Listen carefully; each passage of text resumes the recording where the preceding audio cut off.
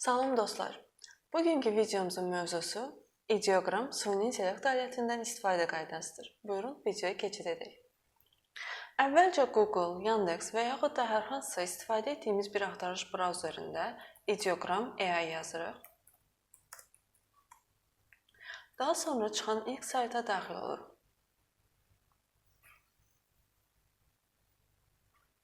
Sayta daxil olduqdan sonra öz mail və yaxud da Gmail hesablarımızla burada ideoqramın daxilində bir hesab açırıq və bizi ideoqramın interfeysi qarşılayır. Yuxarı hissədə belə bir axtarış butonu çıxır və biz bu butona istədiyimiz hər hansısa bir mövzuda prompt yazırıq. İdeoqramı digər süni intellekt alətlərindən fərqləndirən ən əsas xüsusiyyəti burada yazıların və mətnlərin düzgün bir şəkildə çıxarılmasıdır ki, bu da süni intellekt alətlərində demək olar ki, problem yaradan şeylərdən biridir. Gəlin biz bugün ideoqramda hər birimizin bildiyi məşhur film olan Titanic üçün bir poster hazırlayaq. Mən posteri əvvəlcədən ChatGPT-də prompt olaraq hazırlamışam.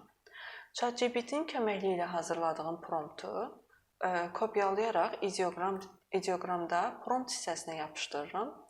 Aşağıda posterin ölçüsünü 2-nin 3-ə ölçüsündə seçirəm.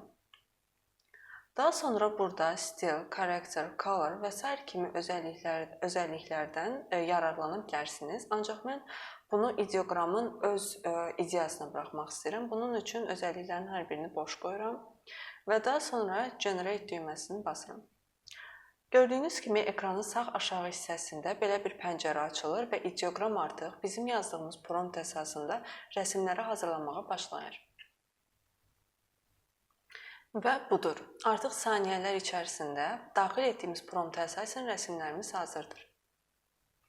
Gördüyünüz kimi prompta əsasən ideoqram bizə 4 bir-birindən fərqli üslublarda rəsmlər verdi. Rəsmlərin biri daha realistik üslubdadır, daha sinematik bir çəkilişdədir. Digər rəsm isə daha çox kartun effektləri ilə, yəni animasiya effekti ilə çəkilib, sanki bir Disney filmini xatırladır. Və ən sonuncu verdiyi rəsm isə daha realistik üslubda hazırlanıb.